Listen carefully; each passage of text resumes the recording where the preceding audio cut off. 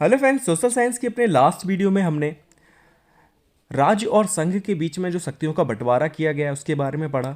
उसके बाद सातवीं अनुसूची में जो तीन सूचियों की बात की गई है, राज्य सूची, संघ सूची और समवर्ती सूची, उनके बारे में हमने बात की। उनमें कौन कौन से विषय शामिल हैं इसकी हमने बात की। आज के वीडियो में हम पढ़ेंगे सरकार के अंग। ठीक है, कि सरकार के कितने अंग होते हैं और क्यों इतने इंपॉर्टेंट है। ठीक है, तो वो जान लेते हैं। तो प्रत्येक सरकार के तीन अंग होते हैं, चाहे वो केंद्र की सरकार हो या राज्य की। ठीक है, चाहे कोई भी राज्य की सरकार हो चाहे केंद्र की सरकार हो, उसके कितने अंग होंगे? तो तीन अंग होंगे। एक नंबर में क्वेश्चन पूछ सकता है कि सरकार के मुख्य रूप से कितने अंग होते हैं? तो तीन अंग होते हैं। पहला होता है व्यवस्थापिका, दूसरा कार्यपालिका और तीसरा न्यायपालिका। ठीक है, ये तीन अंग होते हैं। चाहे वो केंद्र की सरकार हो चाहे किसी भी राज्य की सरकार हो, चाहे उत्तर प्रदेश की हो चाहे मध्य प्रदेश की हो चाहे बिहार की हो, ठीक है, कहीं की भी हो, उसके तीन ही अंग होंगे।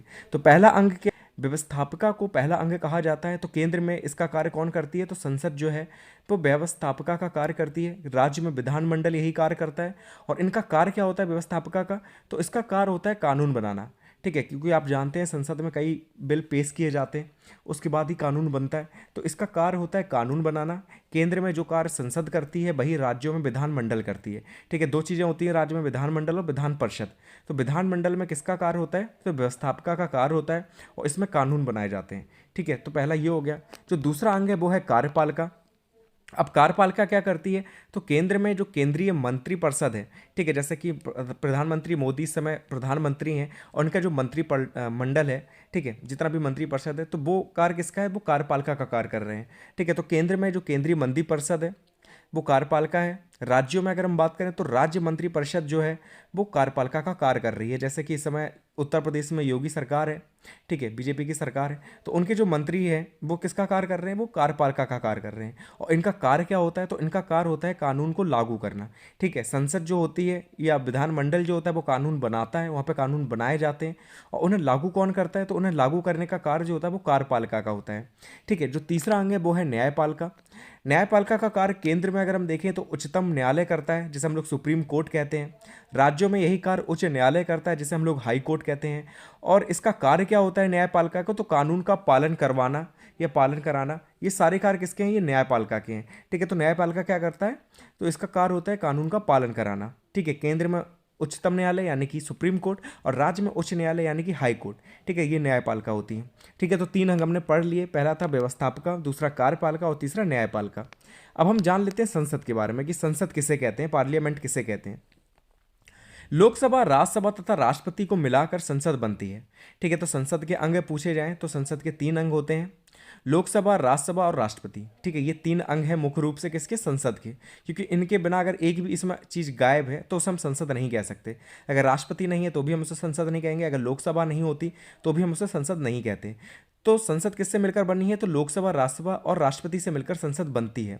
संसद जो होती है वो संघ सरकार की व्यवस्थापिका है। तो ये चीज़ हमने ऊपर ही पढ़ ली कि व्यवस्थापिका किसे कहते हैं? संघ सरकार की। तो संसद को संघ सरकार की या केंद्र सरकार की व्यवस्थापिका कहा जाता है। ठीक है, भारतीय लोकतंत्र में जो संसद है वो सर्वोच्च स्थान पर है। ठीक है, अगर हम भारतीय लोकतंत्र की बात करें तो संसद को हमने सबसे ऊपर रखा है, क्योंकि यहाँ पे कानून का निर्माण किया जाता है, तो संसद तो हमेशा ऊपर ही रहेगी। क्योंकि संसद जो है वो सदस्य, जो संसद के जो सदस्य होते हैं, ठीक है, चाहे उसमें लोकसभा भी शामिल होती है उसमें राज्यसभा भी शामिल होती है, तो जो संसद के सदस्य हैं वो जनता द्वारा प्रत्यक्ष रूप से चुने जाते हैं, इसलिए हम लोग संसद को सबसे ऊपर रखते हैं। और फिर दूसरी बात है कि उसमें कानून का निर्माण होता है, बिल पेश किए जाते हैं, इसलिए भी हम संसद को ऊपर रखते हैं।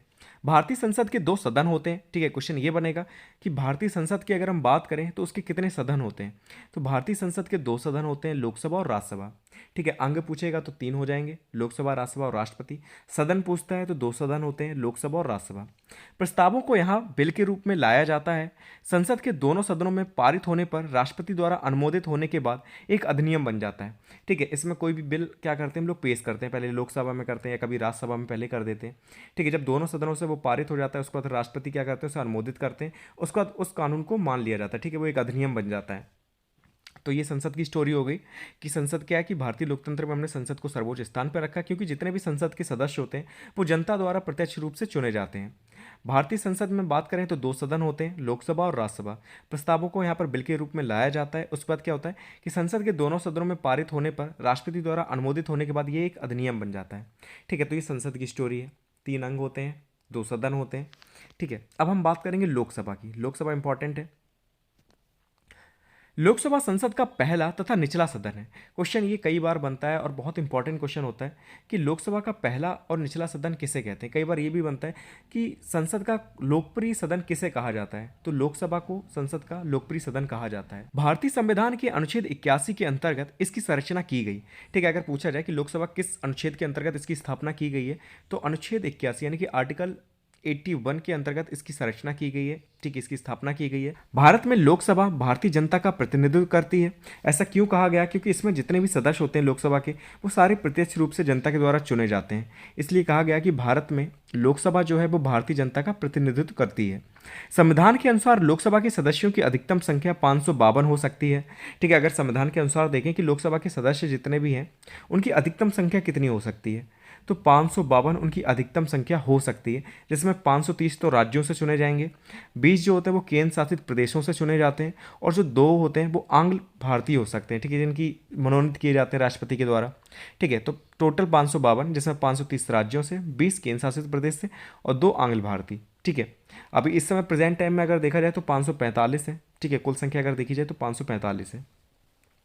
अब लोकसभा के जो सदस्य होते हैं उनकी योग्यता क्या होनी चाहिए? अगर आपको लोकसभा का सदस्य बनना है तो आपके पास कौन कौन सी योग्यताएं होनी चाहिए? तो पहला है कि लोकसभा चुनाव लड़ने के लिए भारत का नागरिक होना ज़रूरी है।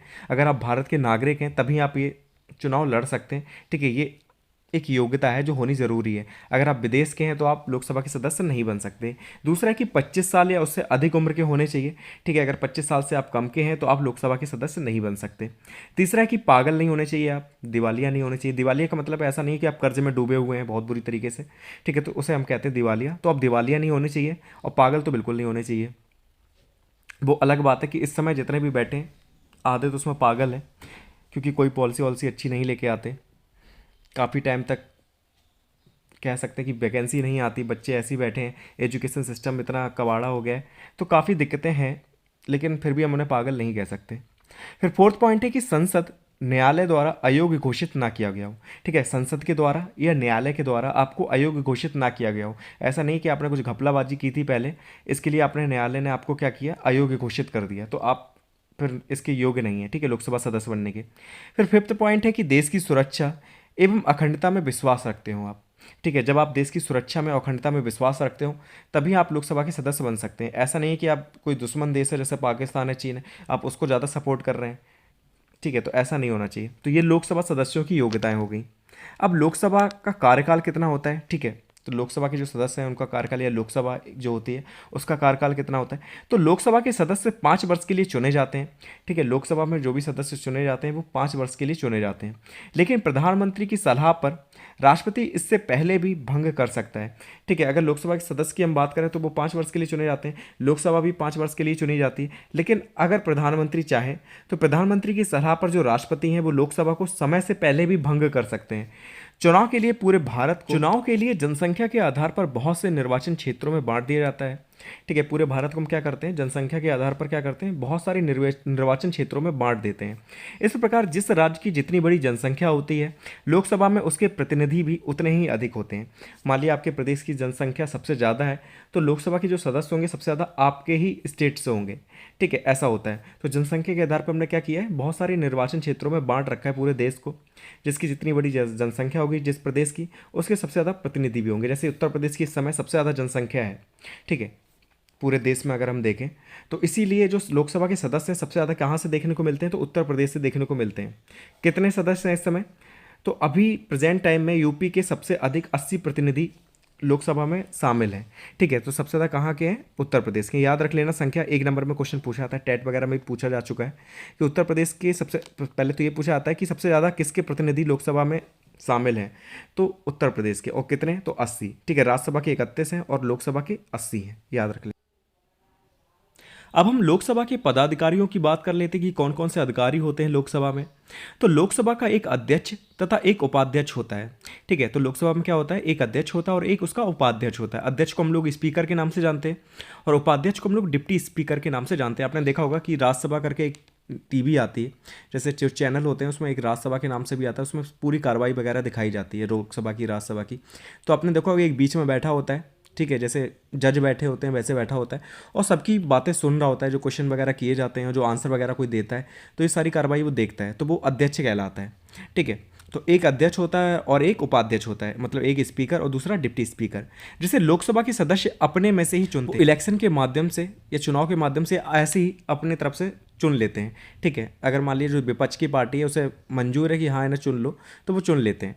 ठीक है, ये निष्पक्ष होकर अपना कार्य करते हैं। ठीक है, मतलब पक्षपात नहीं करते जो चुने जाते हैं स्पीकर। ठीक है, तो निष्पक्ष होकर अपना कार्य करते हैं। सदन में अनुशासन बनाना, कार्यों को संचालित करना, लोकसभा के निर्णयों की जानकारी देना इनके कार्य है। ठीक है, अगर इनके कार्यों की हम बात करें तो संसद में जो अनुशासन बनाने का कार्य होता है वो भी इन्हीं का होता है, क्योंकि आप देख ही रहे हैं कि इस समय कितना अनुशासनहीनता चल रही है। आप कभी भी टीवी पे देखें संसद की कार्रवाई, तो कोई उधर से चिल्ला रहा होता है, कोई इधर से चिल्ला रहा होता है, कोई कागज फाड़ रहा है, ठीक है, कोई कूद रहा है इधर से उधर। ठीक है, तो ये सब कुछ चलता रहता है। तो सदन में अनुशासन बनाना भी इनका ही कार्य है। ठीक है, कार्यों को संचालित करना भी इनका कार्य है, और लोकसभा के जो निर्णय दिए जाते हैं, जो डिसीजन लिए जाते हैं, उनकी जानकारी भी यही देते हैं। ठीक है, तो ये सारे इनके कार्य हैं। और अगर अध्यक्ष अनुपस्थित है तो उनके सभी कार्य कौन देखेगा? उपाध्यक्ष देखेगा। ठीक है, जो डिप्टी स्पीकर होगा वो इनके सारे कार्य देखेगा अगर अध्यक्ष की अनुपस्थिति है। ठीक है, अब्सेंटी में। अब हम लोकसभा के कार्य देख लेते हैं कि लोकसभा के कौन कौन से कार्य हैं। तो पहला तो कानून बनाना लोकसभा का ही कार्य है। दूसरा, मंत्रिपरिषद के कार्यों पर अपना कंट्रोल करना। ठीक है, जो कंट्रोल रखता है मंत्रिपरिषद क्या क्या कार्य कर रही है, कैसे कर रही है, कुछ गलत तो नहीं कर रही, तो उस पर सारा कंट्रोल कौन रखता है? तो वो लोकसभा रखती है।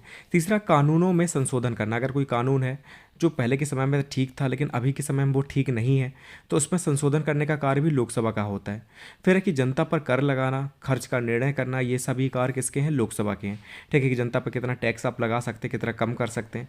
ठीक है, देखते हैं बजट वगैरह पेश किया जाता है लोकसभा में, और खर्च का निर्णय करना, ये सारे कार्य किसके हैं? तो ये लोकसभा के कार्य हैं। ठीक है, तो इतना ही है लोकसभा के बारे में।